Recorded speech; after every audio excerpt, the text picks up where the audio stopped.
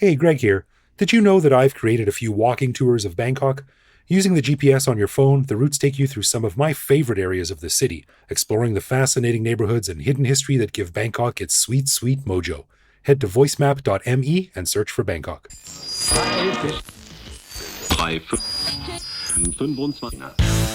On this episode, we discuss the pros and cons of using an app to get everything you need to live delivered to your front door. So even if you've maxed out your credit card without even leaving your house, you'll find lots to love on this episode of the Bangkok Podcast.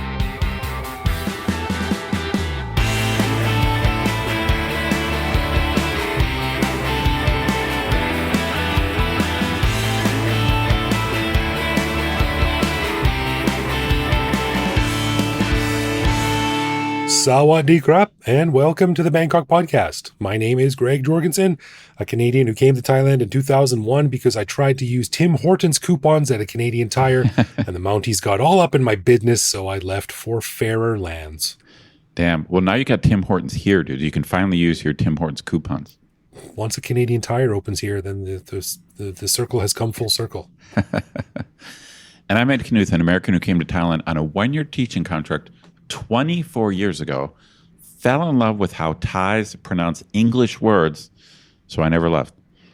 Which one's your favorite? Well, it's funny. I don't know why. I have a theory. I always think of the word computer. Computer. And I think that the reason this is stuck in my head is my second day in Thailand when I was actually, no, it was within 24 hours of arriving in Thailand. I got taken to my office. So I didn't have any leeway. It's like I woke up and a guy from my office knocked on my door and took me to work. And I think my first day in Thailand, they were explaining everything to me. And one of the office girls who, I'm not used to the Thai accent, I'm fresh off the boat, literally. And she said, computer. So I think that's why it sticks into my head. That was my first borrowed word. And, classic. It's classic. So it's just cute. My favorite is not with pronunciation, but it's the wrong use of the word. It's the wrong phrasing. That when people say toasts, how many toasts do you want? I just think it's super cute. Oh, there's so many. That's a whole. We could do a show on it. All right. English, English. Quaint Thai incorrect usage of English. Like that. Right. Cute Thai mistakes in English. You know what the biggest one for me, and this is a tangent right off the beginning of the show, I know, but is when people who are pretty good at English but not really fluent, and they shorten the phrase "I will" as "I'll." And in some instances, it's correct. But if you said, who wants to go and buy some milk? You can't say, I'll. Or you can't stop there. What I mean? You can't say, I'll, right there. Yeah, you're right. Yeah. Right. But you can say, I will. But you can't say, I'll. Good point. And it's probably beyond my linguistic these fine points are absolutely true. And it just, I've learned that you basically can never sound like a native speaker 100%. You can't. Right. You just can't. It's too many fine points. Anyway, that's my derailing the show right off the bat. Alrighty, we want to give a big thanks to all of our patrons who support the show. Patrons get every episode a day early, behind-the-scenes photos of our interviews, a heads up to send questions to upcoming guests, and access to our Discord server to chat with me, Greg, and other listeners around the world. But best of all, patrons also get an unscripted, uncensored bonus episode every week where we riff on current events and Bangkok topics. On this week's bonus show, we chatted about a video Greg took of a bike ride with his new Ray-Ban Meta glasses and the dangers in underestimating digital technology, the way in which Asian culture somehow breaks down social barriers between younger and older generations in a way that simply doesn't happen in the West, and Greg's current headache of dealing with a broken washing machine as dirty clothes begin to quickly pile up. Let's just say we're glad we're doing this online because you could smell me. That's I'll right. cut that out. I don't want to. I don't want to visit. Let me know when you've cleaned that up, and I'll head over. To learn how to become a patron and get all this good stuff, plus full access to over 700 bonus and regular back episodes, click the support button at the top of our website. Totes my goats. And hey, quick shout out to someone I met on the train the other day. I was on the train coming home, and this guy walked up to me and he's like, "Do you have a podcast?" And I said, "Yeah, I do actually." I said, "Do you listen to it?" And he said, "Yeah, I listen to the Bangkok podcast." Anyway, it was one of our patrons, our friend Daniel. Nice. I've chatted with him quickly before via Patreon. And it was very nice to run into him. He was only on the train for one stop. So you never had met him in person before? Never met him in person. Nope. Nice. But he recognized me from my photo. And but he said he was a professional poker player. That's wild. What he does. That still blows my mind because A, I don't even know how to play poker as an amateur. And B, just to be able to make a living at it is, I mean, I know there's high stakes guys who do it, but highly competitive. Let's just say that. Yeah. Well, anyway, shout out to Daniel. Thanks for coming up and saying hi, my friend. And, if you're out there somewhere and you see me or Ed walking around, come up, say hi. We love talking to people. For sure. All right. On this episode, we want to jump into the era of convenience by discussing ways in which the multitude of delivery apps have changed the lifestyle of the average person in Bangkok. Now, I think Grab is probably the biggest one, but we've also got Food Panda, Line Man, and all the other individual ones like Lotus's, 7-Eleven, Villa, and more, which means you can order pretty much anything a human needs to survive without ever leaving your sofa. Now, Bangkok's geography and lifestyle makes this ultra easy to do, and it is super convenient, but this ultra convenience also comes with a few downsides, which we're going to discuss as well. I think this is a pretty relevant topic yet because it seems like every couple of months, there's a new super app where you can order whatever you want from wherever you want. And it just is becoming so easy to do. I haven't really jumped into this with both feet yet. I still like going out and physically getting stuff, but I know a lot of people who only use this stuff. So I want to learn more about it. Well, I'll tell you this. I wouldn't say I'm 100% in these waters, but I think it's really changed my life. You and I were chatting before the show about just how our lives have changed since we've moved here. And back in the day, of course, there was delivery, but as you mentioned in the intro, it's just now become so common. I feel like you can just order anything, like literally anything you want, any type of product, even services you can order. But I mean, and I've mostly embraced it. Like you have not embraced it quite as much as I have, but now I just go out a lot less. I mean, I go to work and then I go out for my social life, but I basically don't shop anymore. I just don't shop like everything. And I remember, growing up, if I wanted something, you have to go to the mall, so yeah, going shopping has been a part of my whole life. And then my first 10 years in Bangkok, if I needed something, I went out. I went to the mall, and I've realized that I've embraced the delivery lifestyle. Like I just don't do it anymore. Like I can just order practically anything I want. Yeah, I've jumped into this wholeheartedly in a couple of ways, but not the everyday stuff. But like, for instance, a few weeks ago, I had to order, I forget what it was. It was somewhere around here. It was a little thing for the bathroom to like screw onto something and clean something. And I didn't know what to call it in Thai. I barely knew what to call it in English. It was like a little attachment thingamajig that went like this and made this sound. So I just went to Lazada and I searched for it and I ordered it with one click. And, 3 or 4 days later, it showed up. So instead of me like getting into my car and driving to the mall and trying to find a store, I clicked a button and some dude in a warehouse in China put it in an envelope and put it on a truck, which put it on a plane, which came to Thailand, which put it on another truck, which dropped it. It's ridiculous. I felt lame and guilty because I'm with you 100%. In a way, this is, I feel like this might belong in a video on maybe the wonders of capitalism, because it is kind of amazing. It's kind of amazing, even though it's hard to believe that it's profitable. But I'll give you just a specific example. So, I'm a camera gadget guy. I've got a bunch of lenses. I've got like Panasonic lenses, like Canon lenses, like Fuji lenses. and they all have different like rear like the mount is different, and so there's a cap that goes on the back of the lens. So you need like a Fuji cap or like a Panasonic cap, whatever. And I lose them and misplace them. But then, as you pointed out, on Lazada, you can find like a Panasonic rear lens cap, and it'll cost like 30 baht. It's $1. Right. And then for 15 more baht, 50 cents, they'll ship it from China to Bangkok. It's outrageous. So the whole transaction is like $1.50, and somehow in 4 days it's at my door. Yeah, it involves 3 airplanes, 9 trucks, and 65 people. You're just like, how in could a chain of manual labor. Like what? Like, did it cost them 1 penny to make it? Like, who's making money here? Like, I'm spending $1. Totally. I'm spending $1.50, and there's, it's getting put on a pallet, and it's part of like a cargo ship. It's just amazing.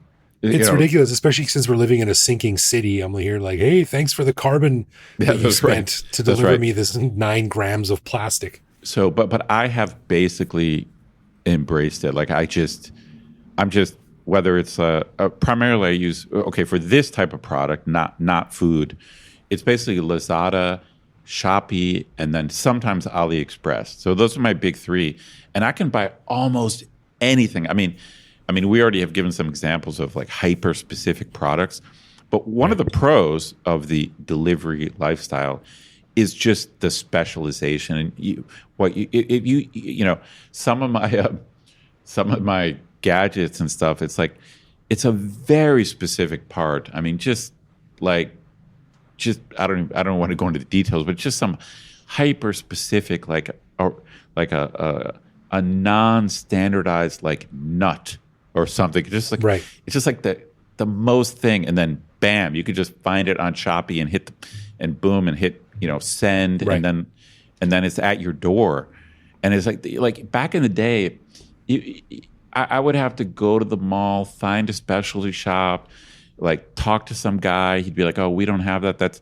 And it might take you weeks to find try this other store across town. Oh, I get in my car, go across town. That's right. That's exactly right. I mean, it could be days or weeks, and to finally find the part, and you're looking in some old catalog, and it's like a replacement thing. Yeah, right. And now it's a click. I mean, I feel like I'm part of an advertisement, but it's basically a click away. Yeah. It's weird too, because the language barrier also plays a part. And also I like to say that non-standardized nut, that's what my teachers used to call me in high school. But I bought these things recently, and it was a little square about the size of twice the size of a deck of playing cards. And it was a screen, and you put it over your bathroom drain to stop hair from going down your drain. Oh shit! Okay. So yeah. How do you explain that in Thai if you don't speak Thai? How do you say a self-adhesive screen that you put over your shower drain? I wouldn't even know where to begin. Yeah, right. And it's just so much easier to go online and get it. But again, it's a ridiculous little thing that weighs as much as as your watch. Right. And here it is being shipped from China. So in terms of, let's just, since we're on the pros, let's just do the pros. So one obvious thing we've already mentioned is you could just find anything. And then the other thing is, I mean, you like to drive in Bangkok. I don't. But it's not just about driving. It's also just about dealing with traffic and people. So sometimes there's something that's not even specialized, that it's not even that hard for me to get. Like, I could probably go out and get it and be back in less than an hour. Right. But then I still think, well, why should I do that? It's like, so let's say it'll be something like I don't know, whatever. Like, okay, I need like a new SD card, and it's actually not that hard for me to get, like when it comes down to it. But I still think, why? Like, why make the trip? Like, why? I'm still gonna have to. In my case, I don't own a car these days, so I still have to flag down a taxi, do whatever, and it's just, I don't need the SD card in the next hour. So why not just click again on Lazada or Shopee, and then it's right. And a lot of times stuff like that, it sometimes it's one day. That I order a fair amount of stuff that shows up the next day if I order it early enough.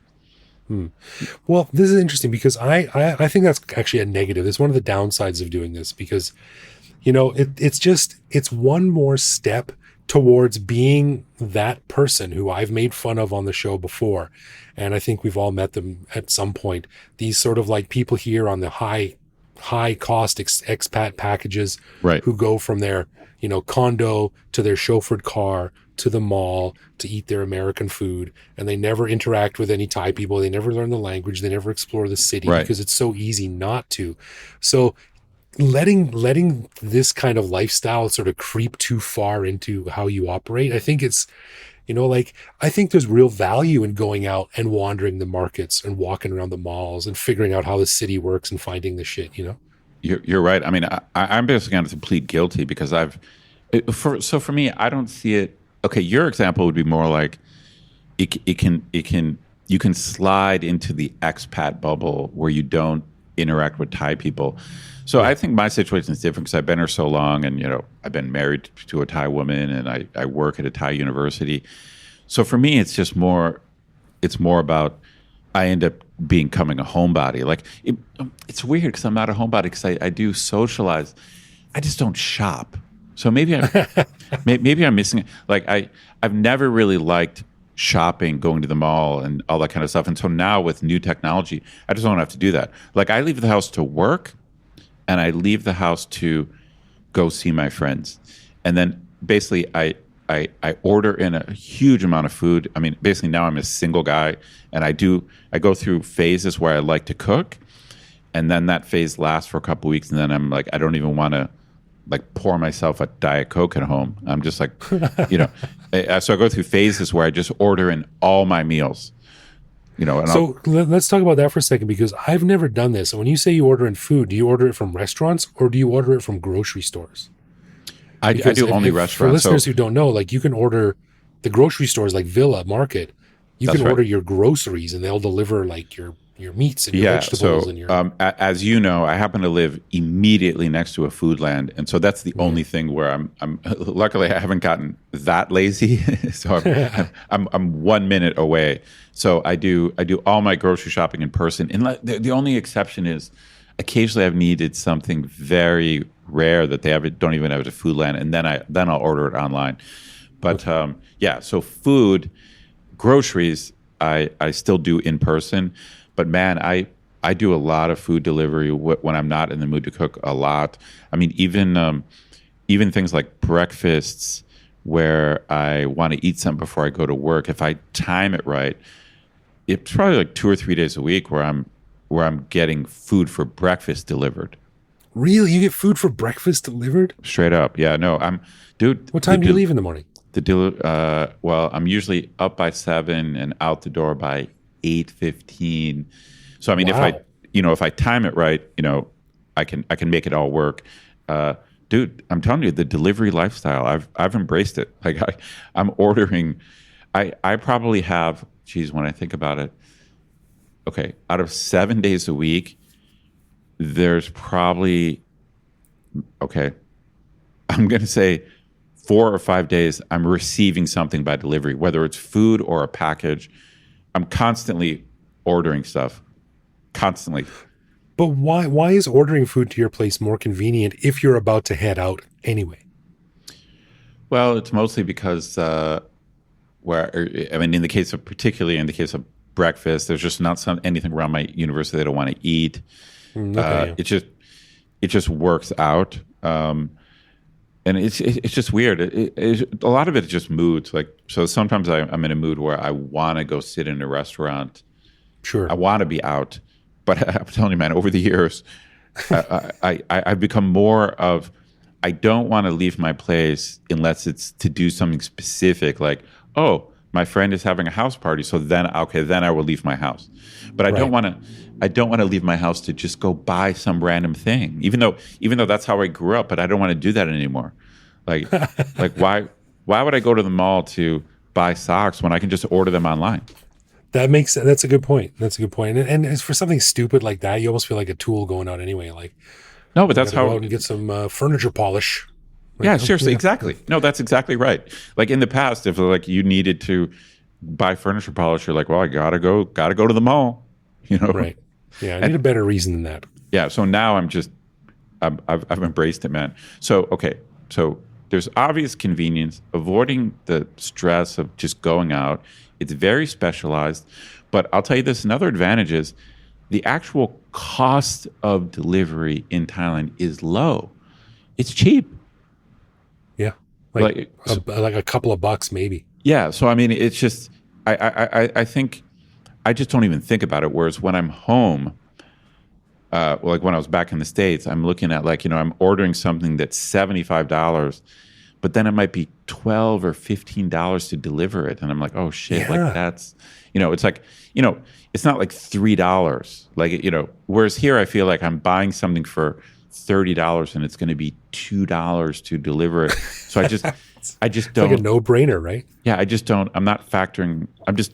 I feel like over here, I'm just not factoring in delivery cost. No, I never even think about it. It's not even worth That's thinking right. about. That's right. So that matters. And then check this out. What do you think about this? In the States, there is a problem of, Amazon is ridiculously popular, right? But there's a problem with when people get packages in the States, depending on where you live, and how sequestered you are. There's a lot of theft of deliveries in the States. So Porch pirates. Yeah, there you go, porch pirates. So I think depending on where you live, you have to factor that in. Like you have to be careful about ordering too much stuff and having a guy drop a package in front of your place. But as far as I know, that is not a thing in Bangkok. So where I live, I'm not far from a main road, and people, just random people walking, actually have almost direct access to my front door.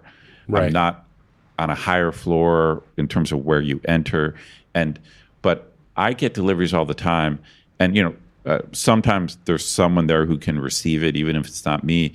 But I would say, again, at least once a week, I come home and there's a package. Usually, if they can, they put it on top of the mailbox. But if it's bigger, they just lean it against the door. But I mean, I'm telling you, it's 6 or 7 feet from a public space. So right. Anyone walking by could grab the package. And I've been doing it now so I've been in my current location for 6 years, and I've never had a problem. So I don't even think about it. So people are leaving boxes of reasonably valuables. It could be camera equipment, and they're just leaving it leaning against my door, and I don't have to worry about it. That's really interesting. I wonder why. Like, it's Thai culture? Is it just considered like not even something that people would think about here? I don't know. It's funny because scared someone is watching. We've talked about it before. There's a fair amount of pickpocketing of foreigners. Like, I usually tell my friends visiting, you don't have to worry about being mugged violently. But I tell my friends, you do have to watch your belongings. Like, foreigners they do get robbed. Like, I've been pickpocketed twice in my time here. Yeah, it's like it's typically not violent, which is great. But it's not like you don't have to worry about theft here. But at least at least the porch pirate thing. I mean, maybe we shouldn't talk about it. Maybe some Thai thieves will hear about it, and we're going to give them ideas. The light bulb, bing! Hey, yeah, you're right. It is easy to steal them right off. Yeah, why aren't we just walking around and looking for packages on people's porches? Have you ever watched the videos by Mark Rober? He's the guy that made that glitter bomb for porch pirates. Oh man, no, that's another. You and I both love YouTube black holes, but man, the anti-porch pirate black hole on YouTube is great. Can you imagine not a glitter bomb, but an anti-porch pirate bomb that like explodes fish sauce all over them or something? Like, that's put a nice Asian twist on it. That's a great idea. Fantastic. Man, the anti-porch pirate stuff is great because I like some of them. They have like a glitter bomb, but they've actually they've embedded the camera in there, so it's like you can watch the whole thing and you can see the actual thieves. Right. It's a great. And this Rober guy, he also put in like the fart spray. Yeah, that's so right. He's got like so they lift the lid up and the glitter explodes all over the place. And then it's like that's right. Fart spray comes out. Fantastic. But yeah, that's an interesting observation. There's not a lot of that here, so it's much less to worry about. So I think delivery culture here might even be it might be more accessible than back home. Like with the reduced cost, with the decreased chance of theft, with the fact that traffic is worse than home, I feel like the delivery lifestyle it's more of a Bangkok thing. Like I think back home it'd be easier for me to hop in a car and go to the mall than here. You might be right. Yeah, and also here there's just armies and armies of motorcycle deliveries. That's which right. They don't have back home. No, it's all vans and stuff. Yeah, I feel like I'm a promoter of this lifestyle. But we have to be clear. There are cons, no doubt. So yeah, definitely. So one con I think we mentioned already is it can turn you into like a couch slug, and it can be just kind of lazy. Like I said, luckily I still walk 2 minutes to the Foodland next to my place, but even I've basically gotten deliveries from Macro, and I have a Macro 5 minutes from me.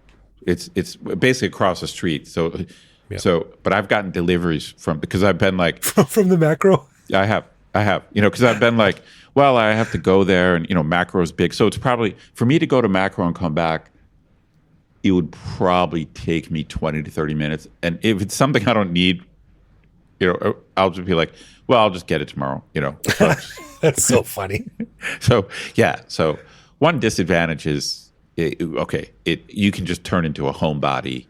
And another disadvantage, and this sounds like a minor thing, but it actually is not. It's actually a big thing. And like I came home the other night and my wife had ordered like, I don't know, like 9 packages downstairs that I had to like load up and carry upstairs.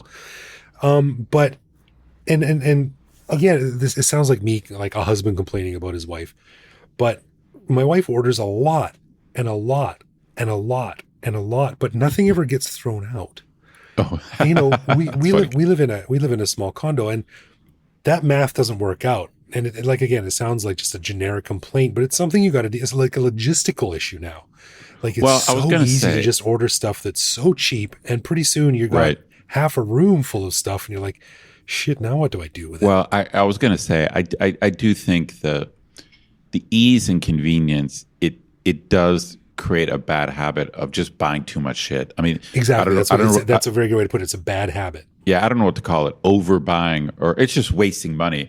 And I'm bad at managing money to begin with, and so I'm also a gadget freak, and so the fact that I can just like scroll through like computer gadgets and cell phone stuff and audio equipment. I mean, it's in a way this is capitalism at its worst, in that there's always going to be something I want, like always something I want to upgrade, or this part or this component, and so I definitely overbuy, and I just waste money. That's the simple truth. Is like I just at my computer, I just have so much power in choosing what I want that I think it's dangerous. I mean, you could.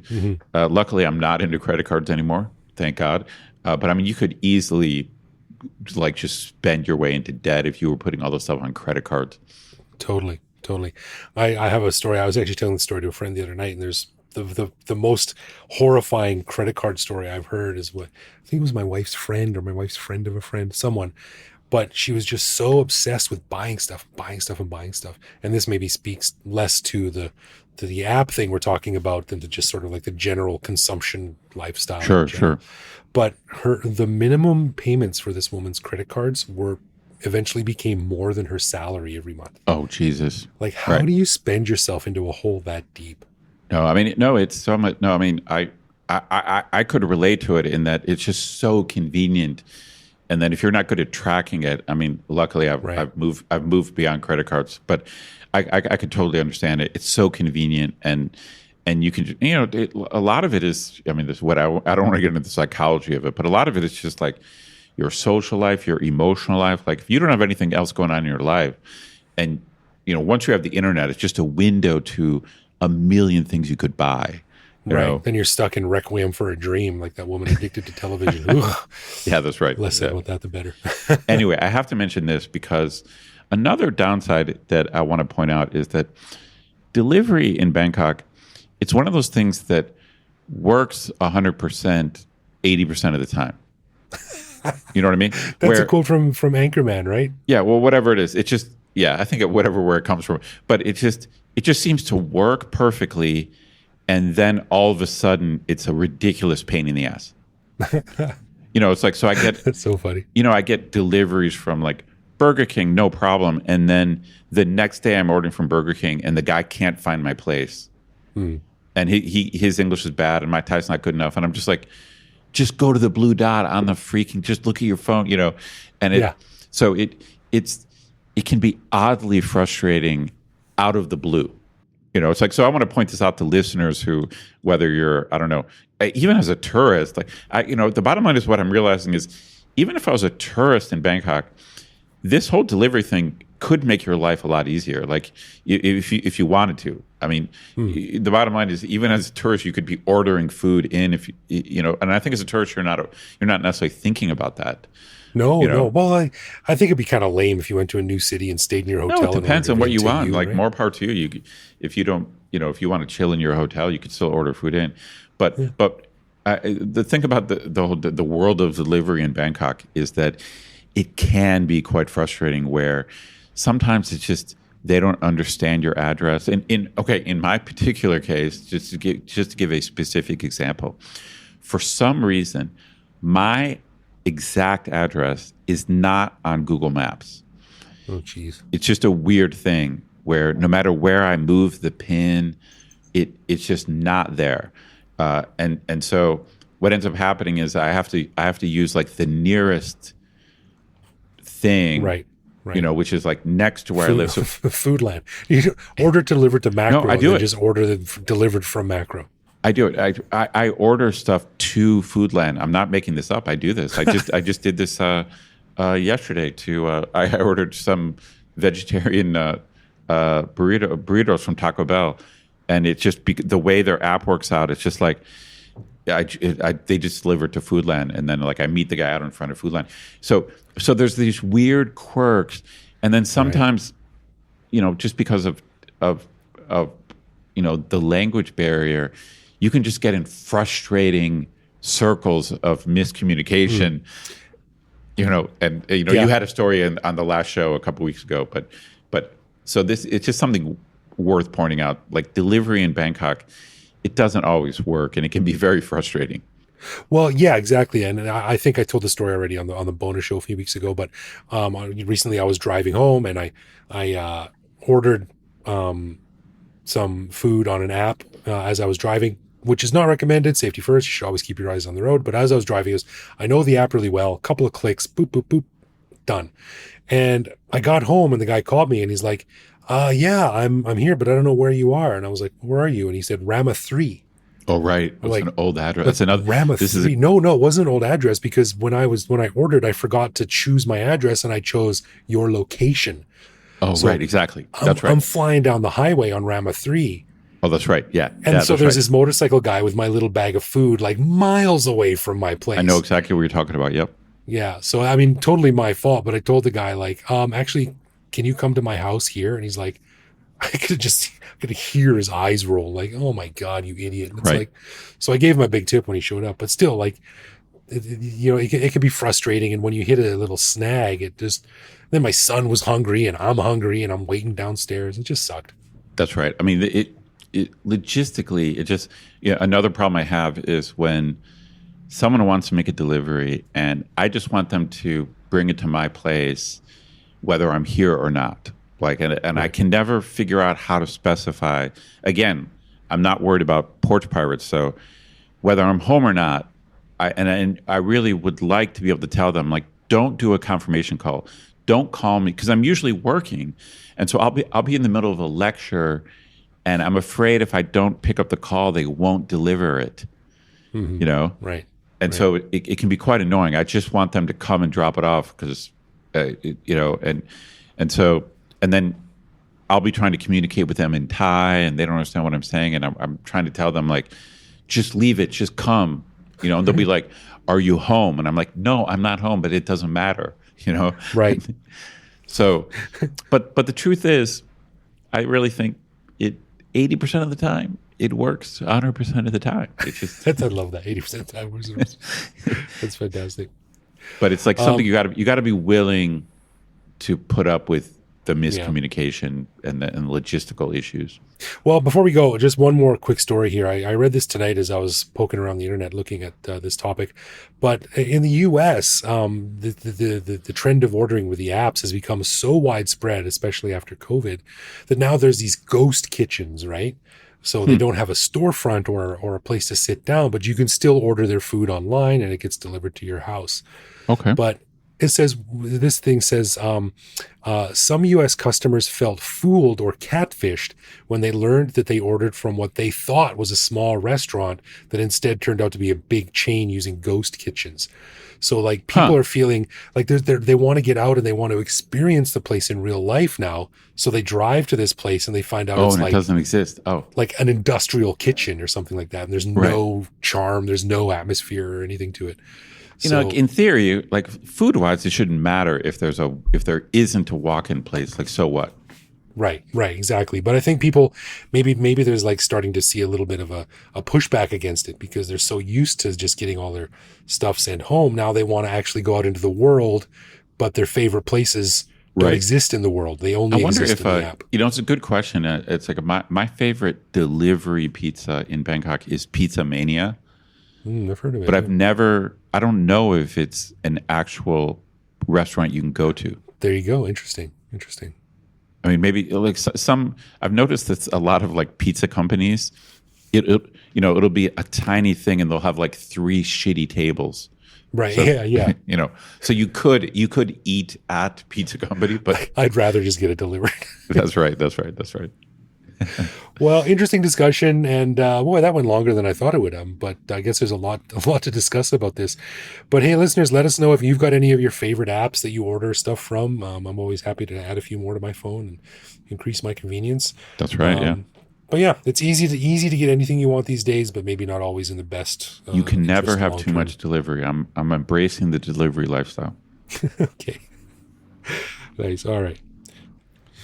All right, let's get into some love, loathe, or live with, where one of us picks a particular aspect of living in Bangkok, which we discuss to decide if it's something we love about living here, loathe about living here, or have come to accept as something that we just have to learn to live with no matter how we feel about it.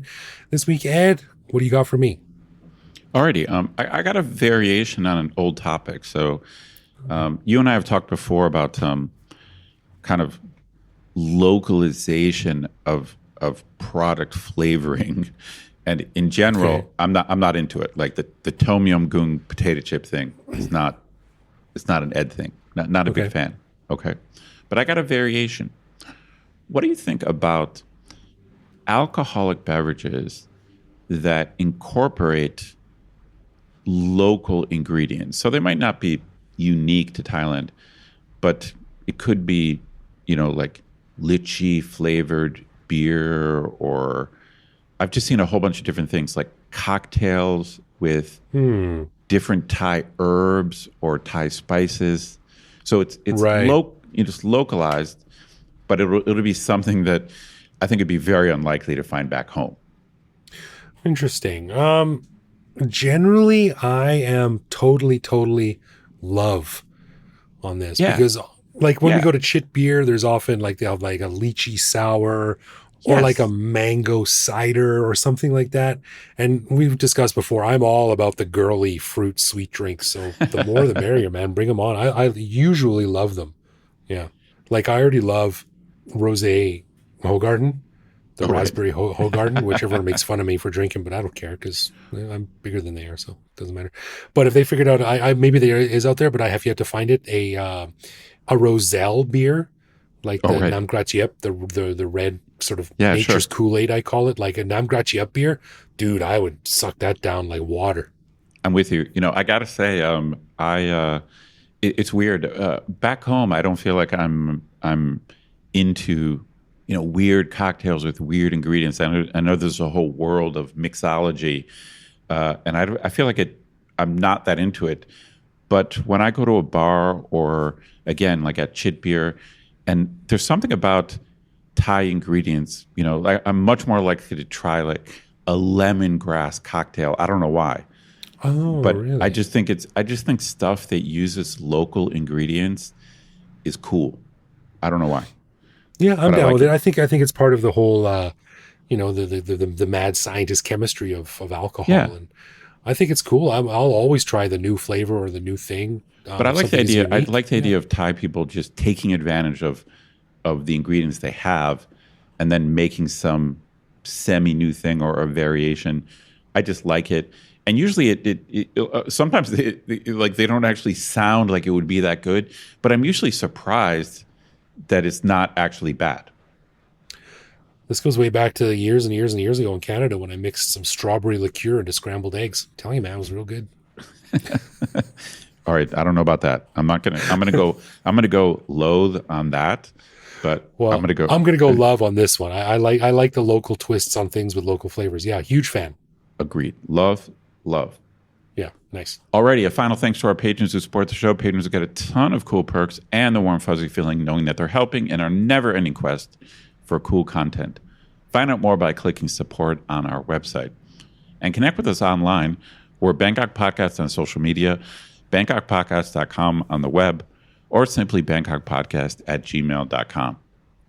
We love hearing from our listeners and always reply to our messages. Oh, yeah. You can also listen to each episode on YouTube. You can send us a voicemail through our website that we'll feature on the show. Find me on Threads at BKKGreg. Thank you for listening, everyone. Take it easy out there. Stay dry for the end of the rainy season. We'll see you back here next week. No doubt.